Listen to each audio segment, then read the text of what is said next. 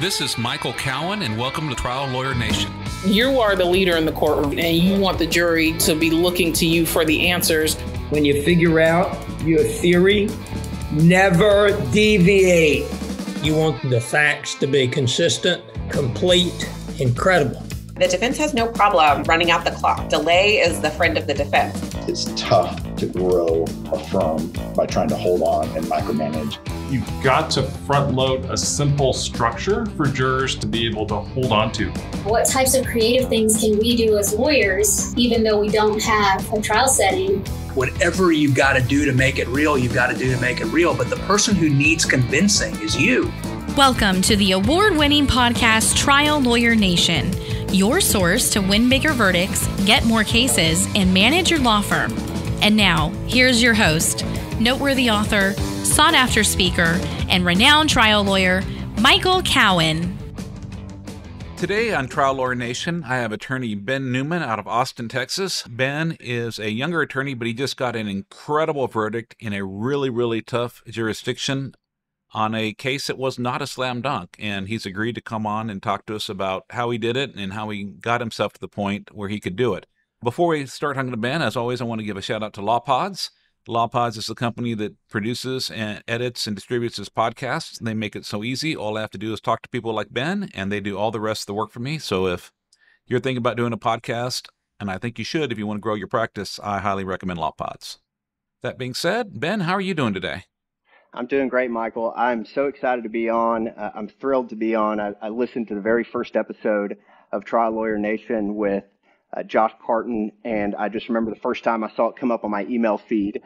Before then, I had been looking for something to listen to on my commute that talked about trial skills and trying cases, and I've been listening to it ever since. So I'm super thrilled to be here. And with some of the names that are on here, I hope there's something of value that I can add, but we're going to try. Well, I'll tell you, when you sent me an email, just not asking to be on the show, just telling me, you'd learned some stuff at the podcast, and you got a $1,076,000 verdict on a case with only $45,000 in medical expenses, some therapy, and a couple of injections in Collin County, Texas, which is a place that I've always, with all respect to the people of Collin County, tried to avoid filing a lawsuit there if there was anywhere else in the state I can file one.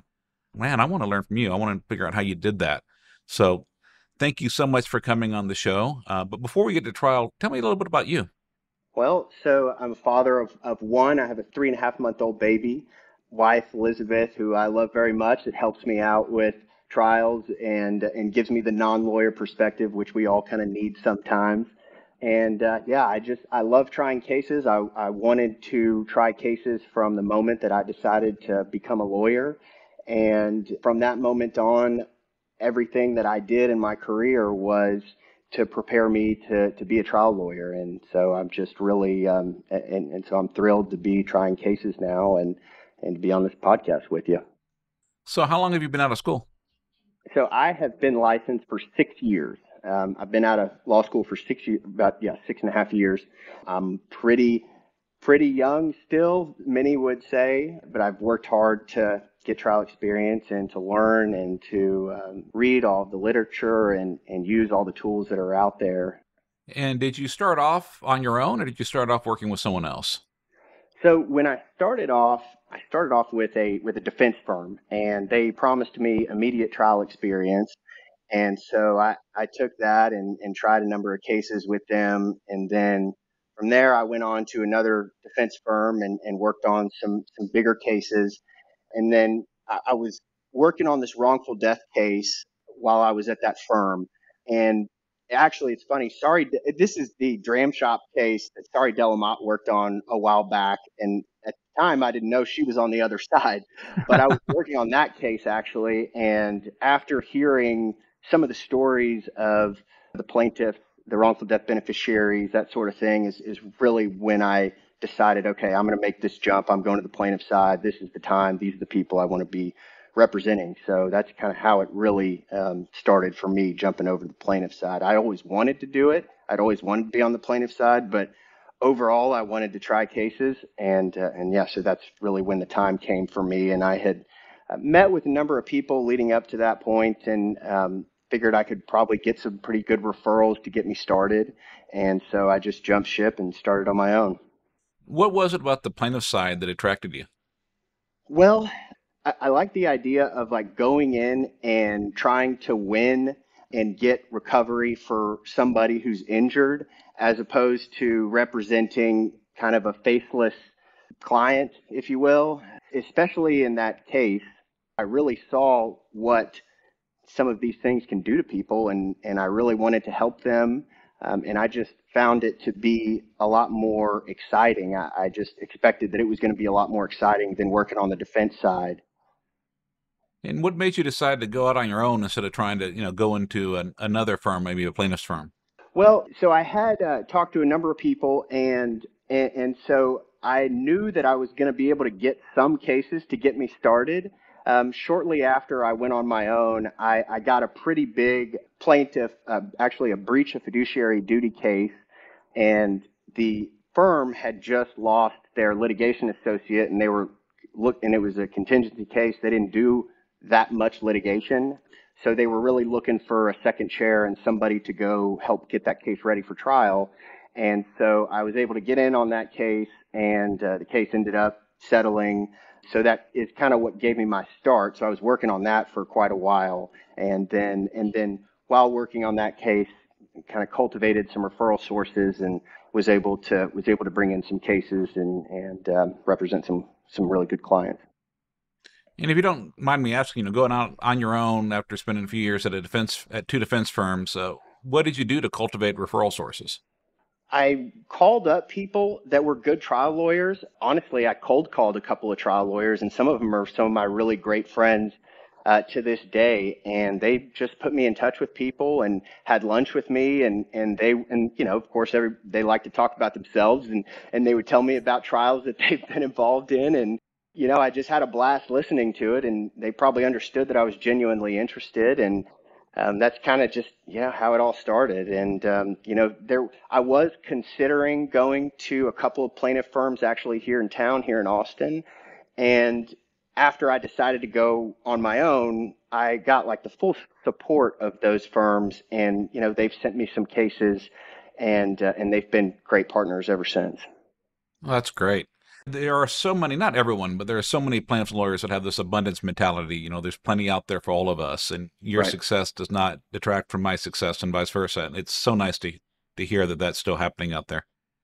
So what made you decide you wanted to try cases? I mean, the money's in settling them. Let's be honest. I mean, you can settle 10 cases in the time it takes to prepare one for trial.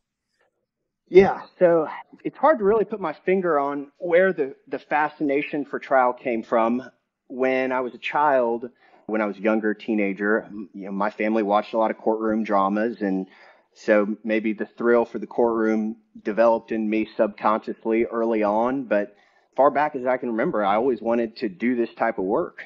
I wanted to actually be in the courtroom for a while. I thought that's all being a lawyer was, but then you go to law school and you figure out that there are very few lawyers that spend the majority of their time in the courtroom or spend a lot of time in the courtroom. So yeah, it just started early, and because I wanted to get good at trying cases and learn how to try cases, I went to Baylor, which has a phenomenal trial program. The third year at Baylor, they have you reading hundreds of pages of case law a night on the rules of evidence, the rules of procedure, everything that you're going to use in a courtroom to kind of get you ready to where you can go try a case and do a decent job, really just all the basics. From the time I started looking at law schools, I knew that I wanted to go there. And then when I got there and started doing these exercises and started trying these mock cases, I really just fell in love with it more than I ever thought that I would. So, it was kind of an early fascination, and it turned into a passion. And it's fun. That's why I like it. It's a blast. It is an absolute blast. So what have you done then? You went and worked with a defense firm, tried some cases. You've gone out there and got some cases of your own. What did you do to learn your craft as a trial lawyer?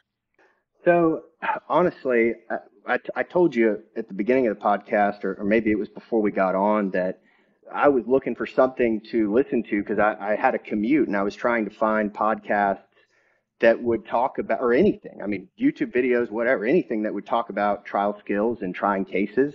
And then I found your podcast, like I said, popped up on my email feed while I was at a defense firm. So defense lawyers do listen to this. I know. And then so I started listening to your podcast. Really, I mean, your podcast is really what started me down this road of tracking down all of these resources to help me develop my trial technique. When Joe Freed came on and talked, he was really, really insightful. And also Keith Mitnick, who I read a ton of Keith Mitnick.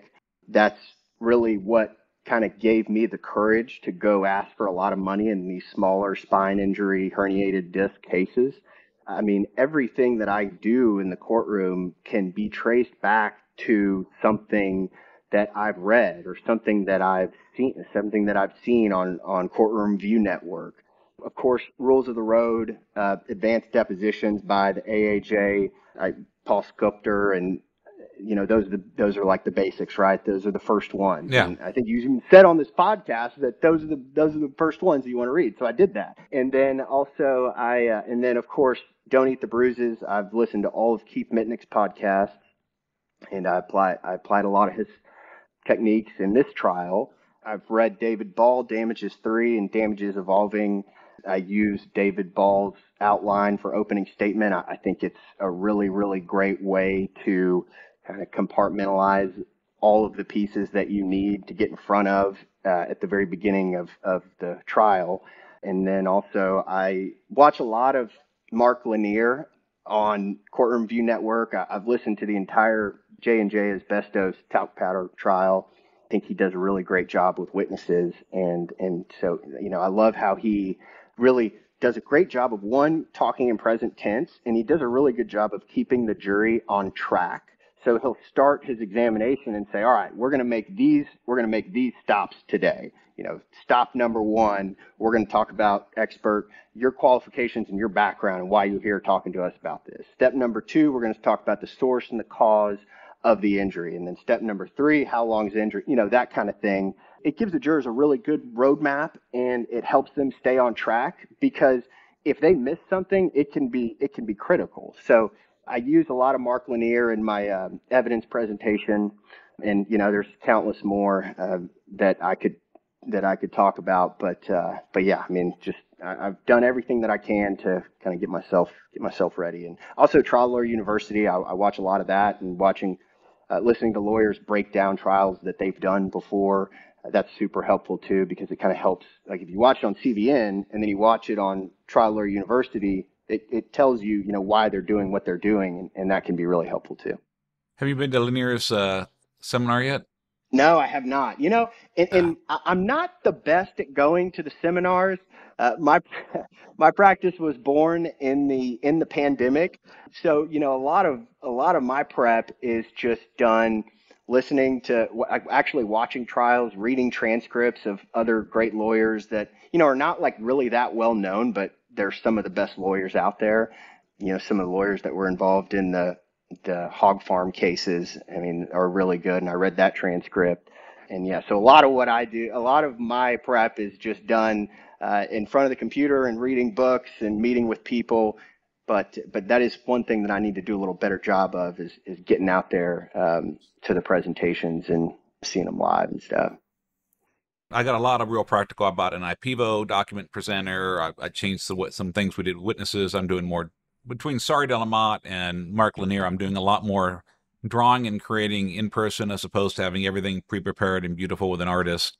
I think there's a place for both of them. But he bought my King flip chart, which is like a double wide flip chart, which is a lot easier when you have bad handwriting like mine to write on. It gives you space to actually write and draw, and right. It's all that stuff. So I do highly recommend. Obviously, I don't get it. He won't even come on the podcast. He's too busy. But I still have a lot of respect for him, and I do highly recommend his seminar. Maybe you'll hear about that I recommend it. Maybe I'll get him on here one day. Yeah, for sure. But I do have you. So let me ask. Tell me about this case. So you got a $1,076,000 verdict in Collin County. So was this like a big truck crash, broken bones, big company, corporate fault? So it was against an individual, and that was one of the things in the case that we really had to get around, because it's one thing to be going in there against Darth Vader Insurance Company or a corporate defendant, like Johnson and Johnson or a Fortune 100 retailer or something like that. But when you're going in there against so and so that lives down the street and is 65 years old and maybe just made a mistake, it's kind of hard. It can be hard to convince a jury to assess $1 million against him, or to say he has to pay or put $1 million figure under his name. It can be difficult. So that's of course one of the things in the case that we wanted to make sure that we addressed. But to tell you about the case, it was a red light, green light, traffic light dispute. Our client was driving down an access road, and the defendant ran a red light, crashed into him in the middle of the intersection. Our client had a 5 millimeter herniation extrusion at the L5S1 level. The MRI said no impingement on the thecal sac, which is basically the sheath that surrounds the spinal cord. So that was something that we had to get around, because the client was having real pain, and he was 26 years old. So obviously he had never had pain there before the crash. He's having it since the crash. So that was something that we had to explain is kind of the mechanism of this pain, what's going on internally to cause this. And in a nutshell, that's pretty much the case. So how much were your medical bills? Medical expenses were $45,000. And what did that consist of? That was about 4 months of physical therapy and 2 epidural steroid injections that were spaced about 2 years apart. Oh, wow. How long had it been between the last medical treatment and the time of trial?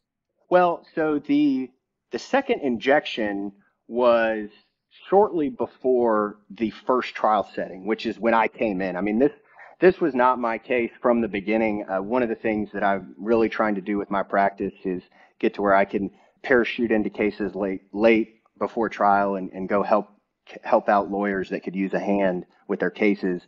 So this is one that I parachuted into about just a couple weeks before the first trial setting, and he had just gotten that injection.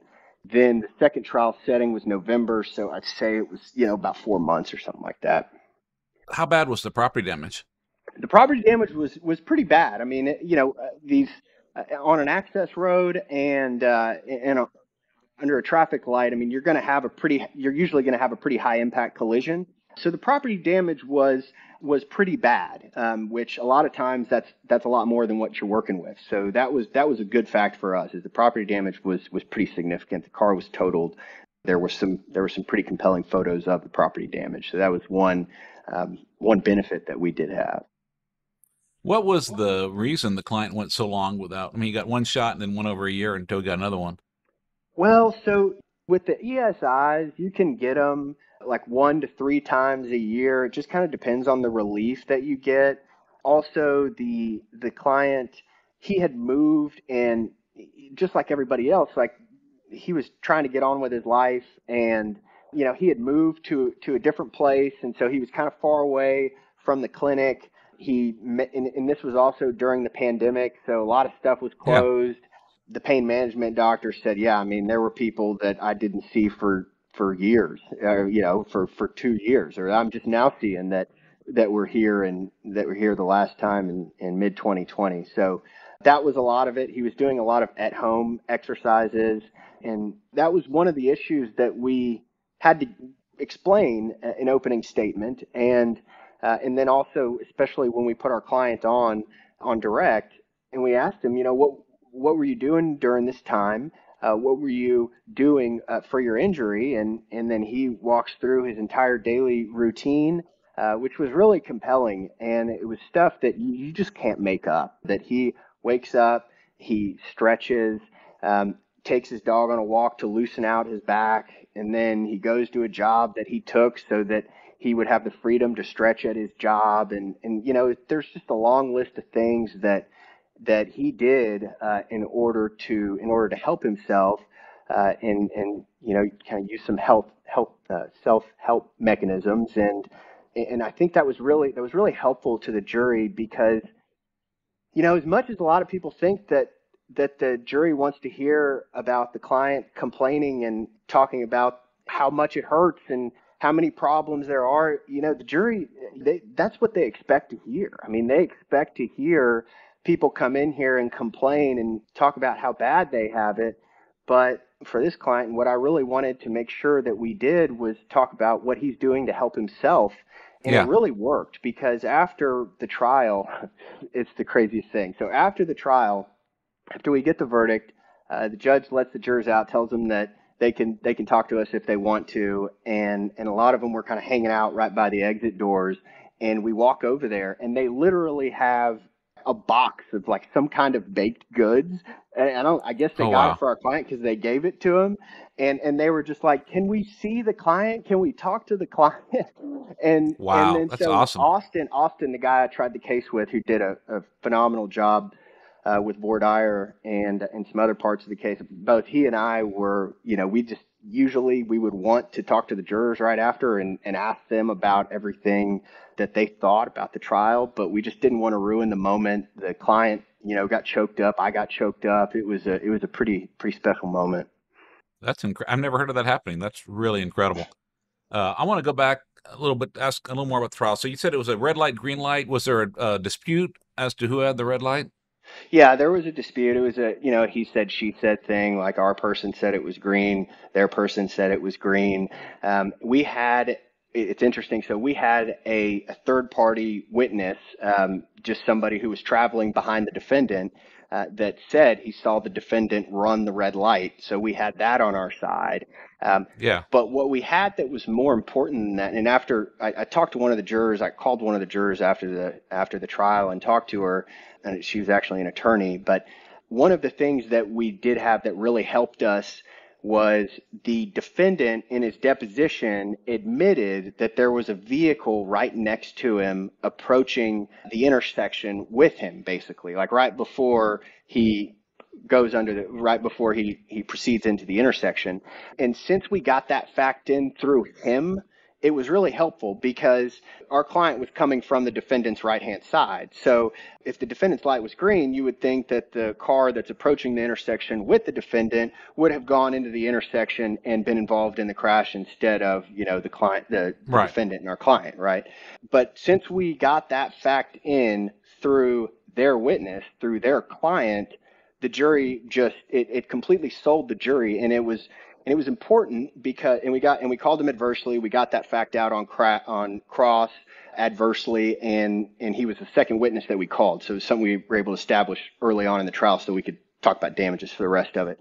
But what's interesting is that the jury, they didn't really, after talking to the juror, they didn't really believe the third party witness all that much. They kind of thought that he was sort of playing it up a little bit.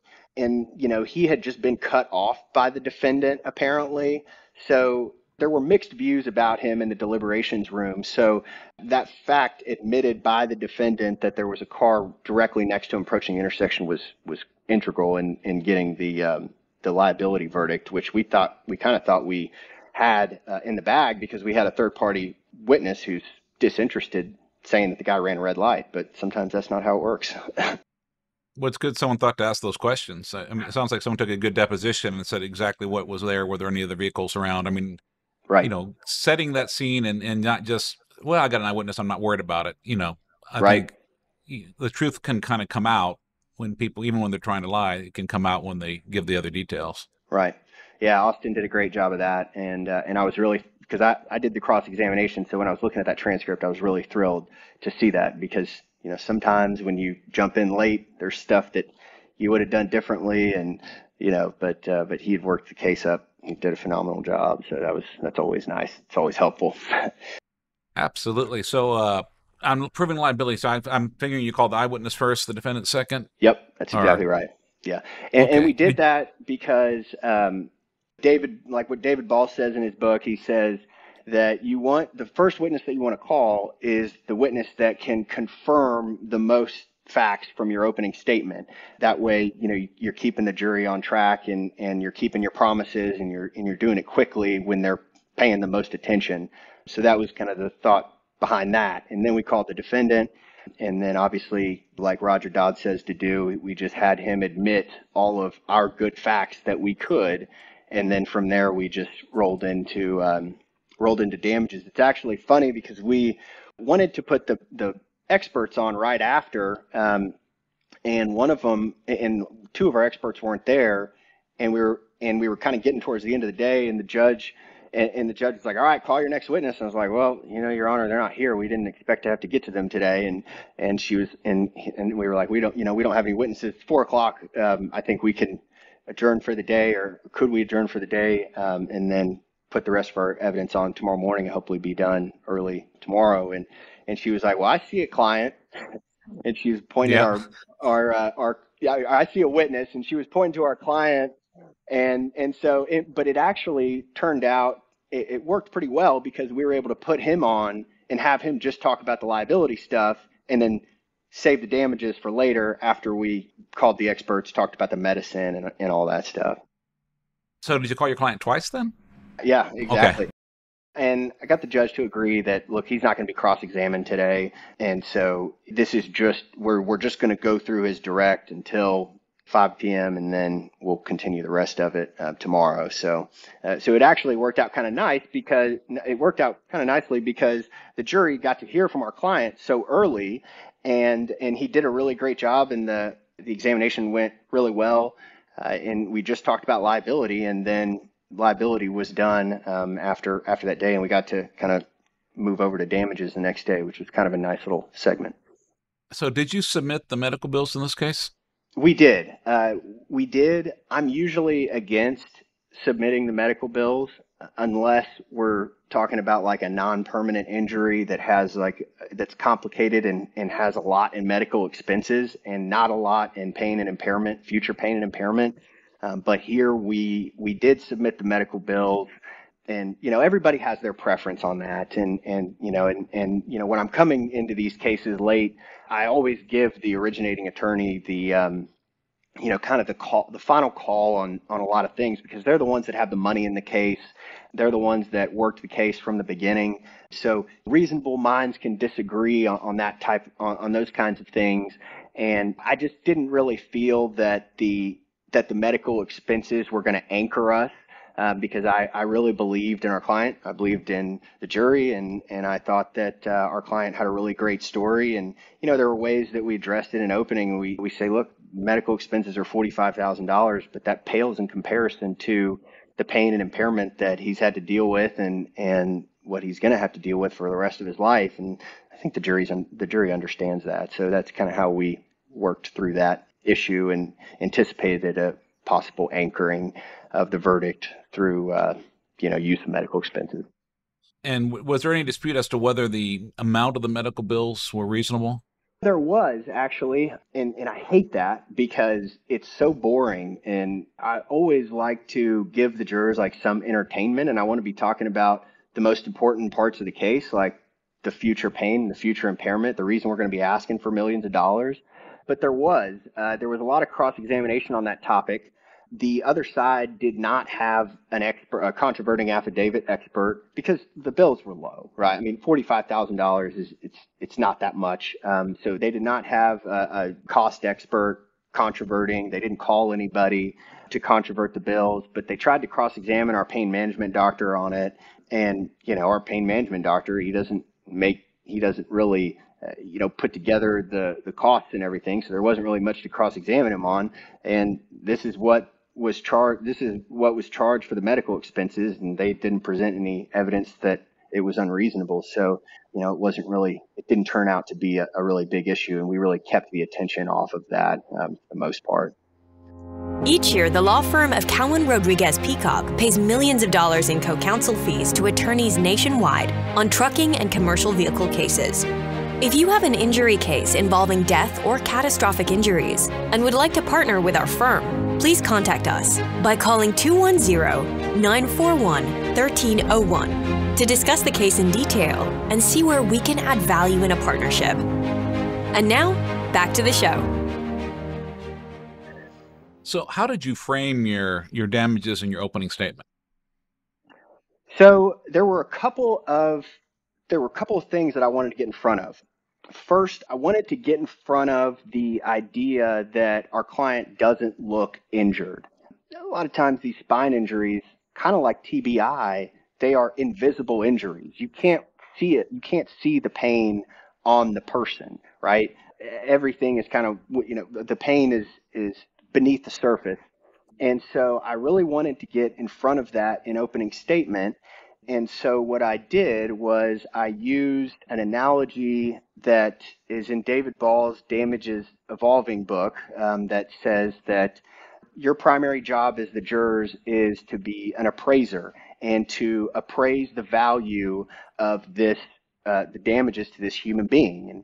And the damages to the human being I got from Nick Rowley, but it's what I said in opening statement was, you're appraisers, and instead of appraising a painting or a house, you're appraising the damages to a human being, right? And it sounds serious, and they took it very seriously, and it kind of goes against the usual bias of these lawyers and these injured people are coming in here and they're trying to play on our emotions and they're trying to get sympathy. And I specifically said, no, we're not here for sympathy. And the reason that we're going to be talking about this stuff is so that y'all can do a fair appraisal of this injury, of the damages to this human being. And then so we used a couple of analogies about what the qualities of good appraisals are. And one of the analogies was good appraisals don't judge a book by its cover. And you can have a big, beautiful house up on a hill that looks like it's worth millions of dollars, but beneath the surface, you've got some serious structural issues, and that house might not be worth a dime. So that was one of the analogies that we used for that. That was something that we really wanted to get in front of. And then we also kind of used a similar, the appraisal analogy for the per diem damage model. And that's what we used was a per diem. We said, this is a permanent injury, and he's going to have permanent pain. The disc is not going to a disc does not unherniate, and we used an analogy of a jelly donut. Once the jelly's out of the donut, it's not going to go back in, right? This is permanent. There are things that you can do to help with the pain, but there's nothing you can do to completely fix it and go away.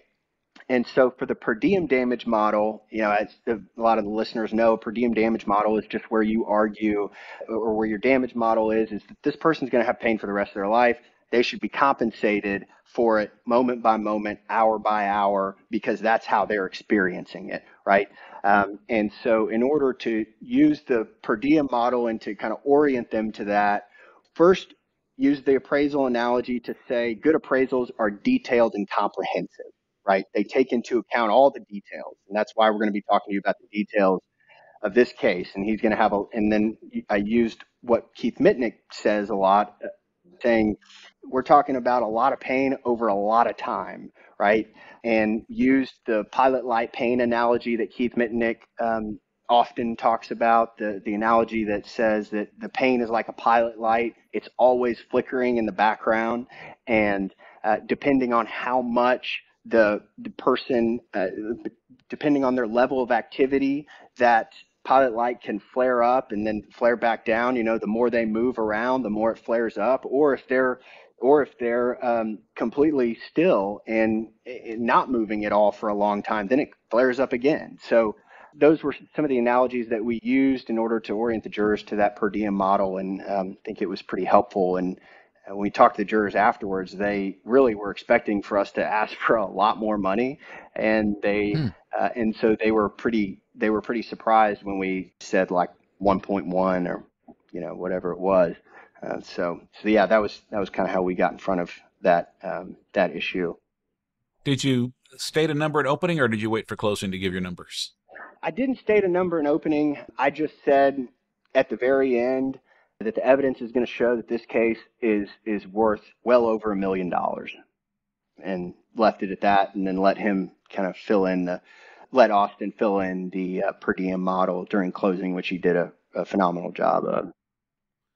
And did Austin do anything to set up any of these analogies of the per diem idea in jury selection? Well, so I don't think we talked about the per diem model in jury selection, but we did get 16 strikes for cause, which was great. Oh, wow.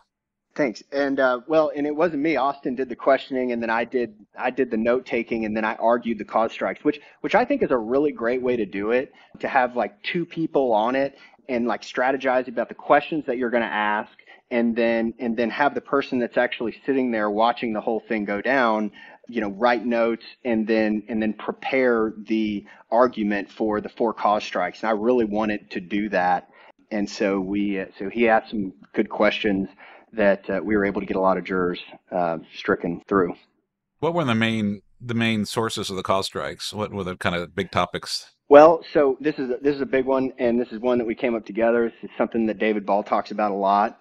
Applying the burden of proof to damages when we're talking about significant amounts of money against an individual. Can you do that? And a lot of jurors were like, no, I would need to see way more, especially if we're talking about damages, especially if we're talking about, millions of dollars and that sort of thing. And then there was one juror that made a statement that we believed was definitely 4 cause grounds. And then Austin asked the other jurors to raise their hands if they agreed. And they did. I took them down. The judge took them down, and we just went and got them. That's great. So did you call any lay witnesses or just your client?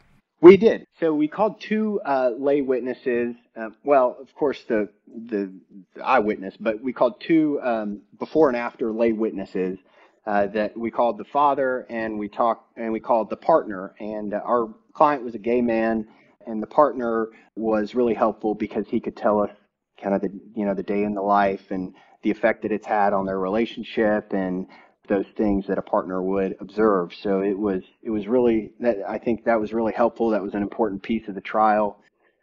So yeah, always good to have before and after witnesses because it really takes the burden off your client. It makes your client less stressed about testifying. I would never go to trial without a before and after witness in an injury case.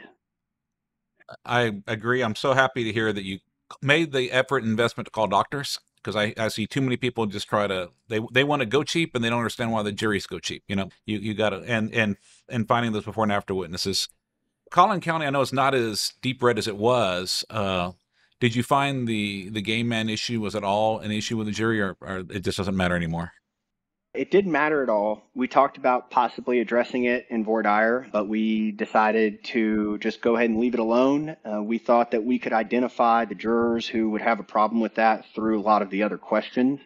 And so we left it alone in voir dire, and we didn't really have an issue with it, thankfully. It's interesting because I've, had similar things. We had cases where we're going to call a spouse that was the same gender or call a partner with the same gender, and then I had a case with an African-American client in a jury voir dire that was going to be less than 5 or 10% African-American. And I haven't addressed it. And I think just letting the jurors know, we're not asking for sympathy. We're not asking you to treat people any different. We just trust you. I think you're going to treat people like people. I think that society's changed a lot where I don't think we have to address. I know other people really disagree with me, but I would do what you did. Obviously, it worked for you. No, I'm totally with you. And I really think that one of the key ingredients to getting this verdict was trusting the jury, like you always talk about on this podcast, like you talked about when you went on the Elevate podcast. I mean, that was one of the main things that you talked about. And when you trust the jury, it takes a lot of the stress off of you. And when you trust the jury, you're not afraid of the truth. You're not afraid of a witness of the same sex and what the jurors are going to think about that because you trust them. And so that was really something that I think really helped us and gave us the courage to ask for this recovery that our client deserved. And so what were the harms and losses? I mean, so we know you've got $45,000 in past meds, you got $150,000 in future meds. Any wages? No wages. So, the future pain was $300. And then the future impairment was 100. And then actually our life care planner was able to testify that he was going to need future injections. And so that wasn't in the, our pain management doctor was able to testify that he was going to need future injections. And that wasn't in the life care planner's plan. But, it was an opinion rendered during treatment and the judge didn't have a problem with it. So, and the defense didn't object to it. So, we didn't have really much of a problem getting that in. So that added in future medical care, it added a pretty significant portion to it, a couple $100,000. That's incredible. And so I'm assuming that they had just offered you tons of money before this trial. No, they offered $45,000. Well, that made it easy. Yeah, right. Yeah, it's great when they make it easy like that on you. Yeah. So in closing, did you do the closing, or did Austin do it, or did you split it? Austin did the closing. He did a great job. He picked up on a lot of the themes that we touched on during opening. He laid out the per diem model beautifully, and this was all stuff that we talked about before I jumped into the trial. And it's really funny because Austin and I met when I was on the defense side and he was on the plaintiff side, and we had a big motion against each other, and we had kept in contact ever since. And he was helpful with me starting my practice. So we talk a lot about cases, and then so I started talking about Keith Mitnick and a lot of the strategies that he uses, and like whenever Austin would talk to me about a problem in a case that he was trying to get around, and so I would tell him about Keith Mitnick, and then he goes and buys Keith Mitnick, and then now we're both just kind of nutty about Keith Mitnick and all his strategies and trying to apply all of them, and so we really see eye to eye on pretty much everything, just because we read the same stuff. That's great. And so did you get to talk to the jury afterwards at all? I know you didn't want to interrupt this. Awesome. I mean, they brought baked goods for your client. You definitely connected with the jury when they brought baked goods for your client afterwards. I've never heard of that. They didn't even want to see us. That's awesome. They just wanted to see the client, That's good. We talked to the jurors a little bit after, and it's crazy because there were 38 members of the panel. We got 16 strikes for cause. A couple of other people were excused. You get 6 peremptory strikes. So we were in a spot to where we were like, okay, there's one, if we can so we waived 3 of our peremptory strikes in order to get the jury that we got, because we were going to lose the panel. It was going to bust the panel anyway if we didn't do that. And so there was this one juror who said that he thought tort reform was a good idea and that he believed in tort reform, but he didn't raise his hand for any of the other questions. He didn't have any problem applying the burden of proof. He didn't have any problem doing all the things that we wanted him to do. And so we were just stuck on, do we bust the panel over this one juror? And we decided not to. We decided, okay, let's keep him on. And then fast forward to the end of the trial, who's holding the paper? Who's holding the verdict form when they come in, and after the knock, it's that guy, right? Oh, that's gotta be scary. Yeah, we were terrified. And then they read the verdict, and he was one of the ones that we talked to, and he was the one that told me about the getting the defendant to admit that there was a car approaching him into the intersection, how that really did it for him, and he didn't have any issue at all with the damage model or anything like that. So it's crazy. Trust in the jury, just like we said. It's crazy what happens when you watch them not raise their hand to a lot of the questions that you're concerned about, like applying the burden of proof and things like that, and you just go with it and you trust them, and sometimes it works out. Yep, and there's no jury instruction saying that the case is only about the medical treatment, or you can only get 2 times or 3 times the medical bills, or whatever that is. I mean, you can, right. Make the case about what it's really about, trust the jurors to do the right thing. I think it's when we're scared they're not going to do the right thing, and we push too hard and argue too hard, that they don't do it just because we look like we're scared. For sure. And one of the things that we did in this trial, one of the things that I really made it a point to do is kind of try to cut against the stereotypes that people have about lawyers and litigation and injury attorneys specifically.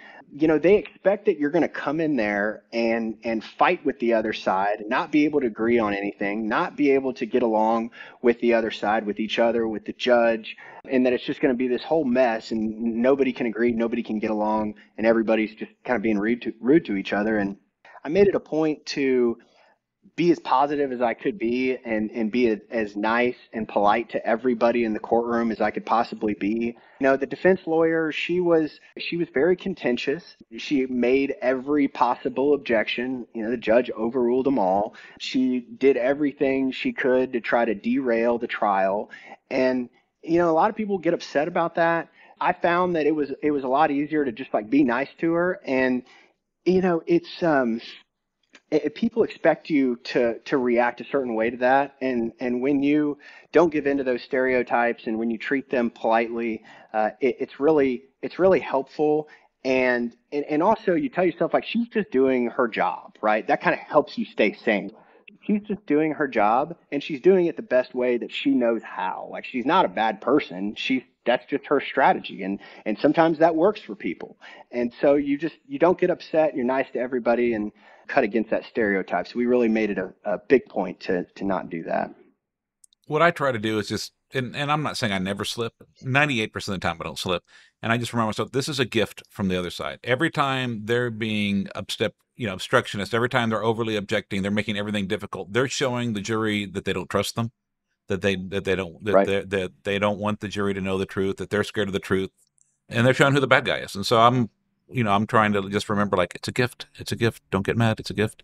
It gets, annoying when someone's constantly, you can't get a paragraph of your opening or closing done, but it works. And when they're objecting leading the whole time, when you're just like trying to move along the examination and they're not contested issues and they're just objecting leading the entire time, it really helps you. And then what also helps you is during their case, when they lead their client the whole time and you just sit back and don't say anything, it really helps to be polite and to not make the mistakes that they're making. I agree. So what's next for you? What's next on your agenda? Well, I've got quite a few trial settings coming up that I'm getting ready for. Some cases that I'm looking to parachute in on, just like I did on this one. I keep a very lean docket of cases so that I can do that, and I handle. I take plaintiff contingency cases only. And I take other types of cases and injury cases. Like, I'll take business disputes. I'll take, I have quite a few pretty big will contests that I handle just because I find those cases fascinating for different reasons. But the injury cases and representing injured people, of course, has a special place in my heart, and I love doing that type of work. So yeah, it's just, for me, just trying to get better, keep learning, and try as many cases as I possibly can.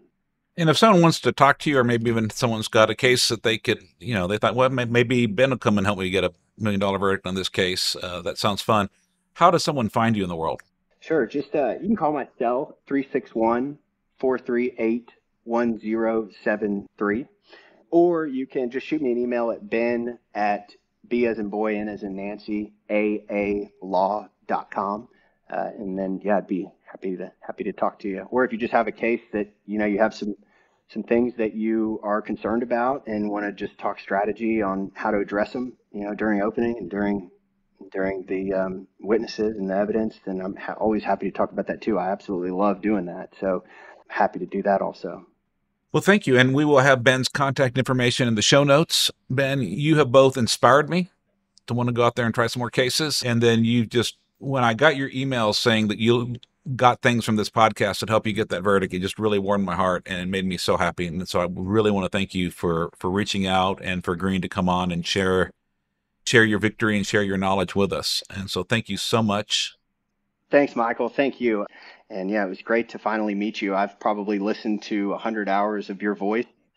So it's good to put a face to a voice. And yeah, I'll look forward to seeing you again, hopefully sometime soon. Thank you. Well, thank you, Ben.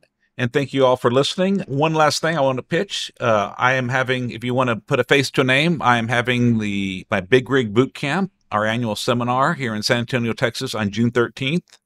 If you want to learn more about that, you can go to our website, bigrigbootcamp.com, or keep listening to the podcast. We'll talk more about it. But we're going to put on a really good show this year. It's going to be a lot of fun, as well as hopefully educational. And we encourage anyone who does plaintiff's work to sign up. You defense lawyers are listening in. You're not allowed. I'm sorry. Thanks, Ben. Thanks, Michael. Thank you for joining us on Trial Lawyer Nation. I hope you enjoyed our show. If you'd like to receive updates, insider information, and more from Trial Lawyer Nation, sign up for our mailing list at triallawyernation.com. You can also visit our episodes page on the website for show notes and direct links to any resources in this or any past episode. To help more attorneys find our podcast, please like, share, and subscribe to our podcast on any of our social media outlets. If you'd like access to exclusive, plaintiff lawyer-only content and live monthly discussions with me, send a request to join the Trial Lawyer Nation Insider Circle Facebook group. Thanks again for tuning in. I look forward to having you with us next time on Trial Lawyer Nation. Each year, the law firm of Cowen, Rodriguez, Peacock pays millions of dollars in co-counsel fees to attorneys nationwide on trucking and commercial vehicle cases. If you have an injury case involving death or catastrophic injuries and would like to partner with our firm, please contact us by calling 210-941-1301 to discuss the case in detail and see where we can add value in a partnership. This podcast has been hosted by Michael Cowen and is not intended to, nor does it create the attorney-client privilege between our host, guest, and any listener for any reason. Content from the podcast is not to be interpreted as legal advice. All thoughts and opinions expressed herein are only those from which they came.